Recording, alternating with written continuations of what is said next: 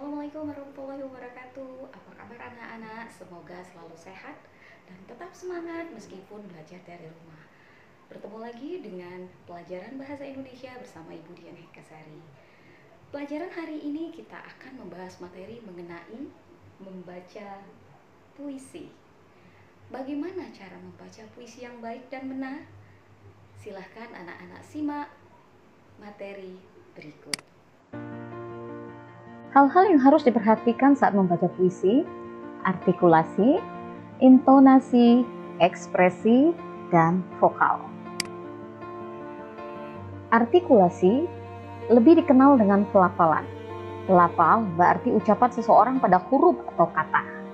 Dalam membaca puisi, huruf atau kata harus dilafalkan dengan jelas.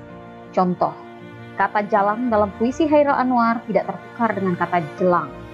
Kata tetap tidak terdengar seperti kata tatap. Kata luka tidak terdengar seperti kata lusa. Intonasi, tinggi rendah nada atau tinggi rendah suara. Membaca puisi harus menegaskan ketika marah dengan nada tinggi, sedih dengan nada rendah, atau ketika menginformasikan dengan nada standar. Ekspresi, proses menyatakan, memperlihatkan, atau menyatakan maksud, gagasan, atau perasaan. Ekspresi dapat pula diartikan sebagai pandangan air muka yang memperlihatkan perasaan seseorang. Dengan demikian, ketika membaca puisi, kamu harus dapat mengungkapkan maksud, gagasan, atau perasaan sebuah puisi melalui air muka yang tepat. Bisa gembira, menangis, atau marah. Vokal. Vokal adalah bunyi bahasa, bisa juga dikatakan suara yang dihasilkan oleh manusia dengan bantuan pernapasan, dan bertujuan untuk menghasilkan keindahan. Oleh karena itu, ketika membacakan puisi, vokal yang dikeluarkan harus jelas dan tegas. Berikut contoh pembacaan puisi. Belajar dari rumah, karya Dian Ekasari.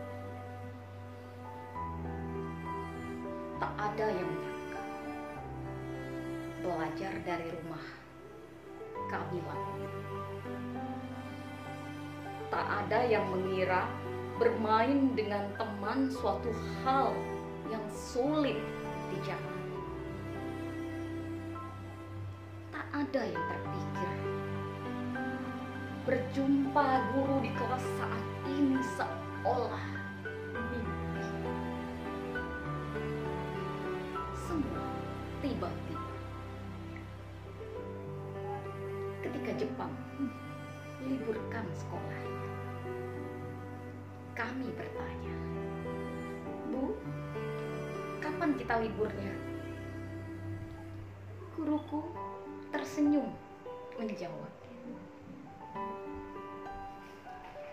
"Maret 2020 bermula. Kami mulai tinggal di rumah."